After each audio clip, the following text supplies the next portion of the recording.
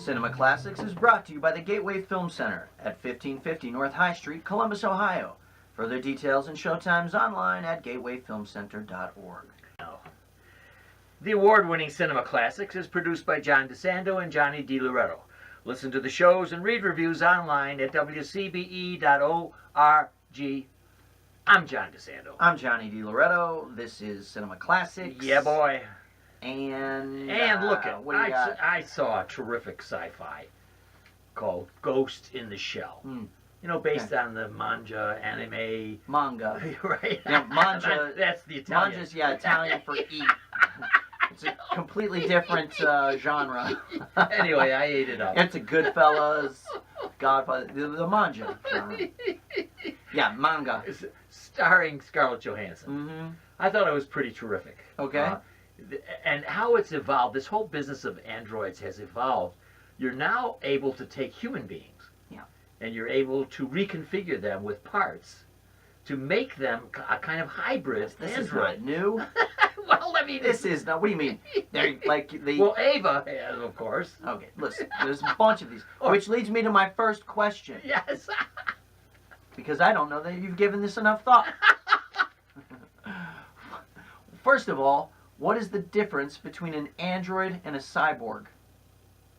The cyborg has parts, and that's what this is. This is really a hybrid android cyborg. I believe they're almost the same, but I think the cyborg has unusual parts. The android is What do you mean more unusual? well, and you might have an arm or a heart or something that's unusual with the cyborg. Where I think the android is, but who knows? What do I know about I don't it? know. I'm asking you because you wanted to talk about this. Okay, for instance, Terminator, Schwarzenegger in the Terminator has always traditionally been referred to as a cyborg. Okay.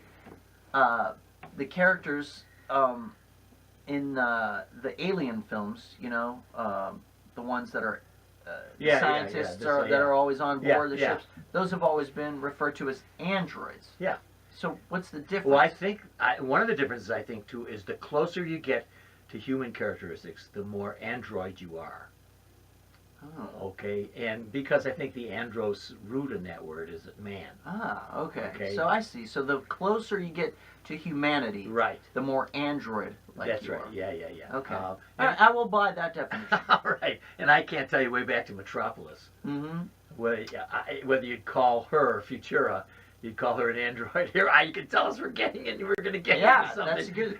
Like, I love that. That line is weird. C-3PO. Exactly, same. Futura. R2-D2. He is,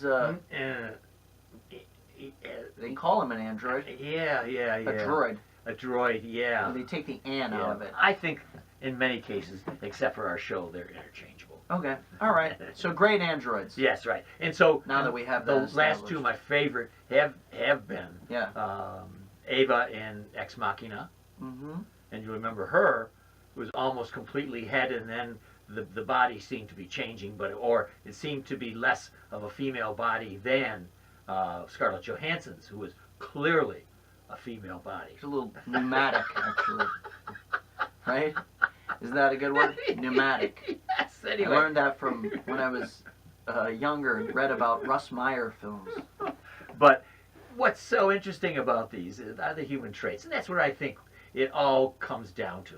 It's like we had our last show when we were talking about Wolverine. Yeah. Most of the time we end up talking about how human these heroes... Right. Do you think this pop cultural idea of these androids are getting us, we're sort of subconsciously preparing ourselves for life among artificial intelligence? Is that what this is? I think we just got to get used to the idea of it, so we keep producing variations on these people? I think that's people. I called them people already. I'm done. I'm already... Of course I'm going to accept it. Well, along those lines, one of my favorites is Data from Star Trek. Clearly human, wouldn't you say? In so many ways. I can't even tell you. Android, cyborg, what? I mean, I guess android, right? Yeah, I guess so. And boy, according to your definition, you laid it out. Well, now I'm thinking that Data, one of my very favorite characters, is so human that at one point I think he's offered the chance to be human. I believe he turns it down. I forgot for what reason. but that is getting close to. And your thesis that this is preparing us for an eventuality. Yeah. Where you're getting really close, scarily close. So you'll remember Blade Runner. Yes, of right? course. And there's a version of that movie. You know, Blade Runner is Harrison Ford going around hunting down these androids. Right. Right? Because they've infiltrated society or whatever. I can't even remember why. They're going to remake that movie, by the way. You know Are that? they? With Ryan Gosling. Ryan Gosling? Yeah. Wow. Wasn't the original Rutger Hauer? Well, he was the original villain. Oh, okay. All right. Yeah. Anyway, Yeah. so he's going around hunting these down these androids, and there's one version, I think. You know, there are multiple versions, but there's one version at the end of which we discover that Harrison Ford's character is an android. All right. Oh. Which is great because that's what we're talking about, right? I mean, that movie was 1980, 81 or whatever, and you know, foresees this time when you might not even know you're an android. That's how infiltrated we are. Well, our show is so democratic that we also have to pay attention to the ones that are made specially for kids. And for all the kids who are listening to our show. Yeah. Iron Giant. Yeah, right. Or for that one listener. The one listener with kids. The Iron Giant and Wall-E. No, Wall-E's the a good Iron one. Giant is a robot. You think, and would you say the same about that Gort from The Day the Earth? Yeah, there's also a robot. A robot. Oh. They don't have any. Oh, I mean, that's like they're just disappointing. big metal things. Yeah. That sort of look. They have human Well, form. that's a great point. I hadn't even thought of the term robot. So Yeah. you're telling me robot's different from android or cyborg? Well, robots to me have a connotation, a more sort of clunky connotation, Yeah.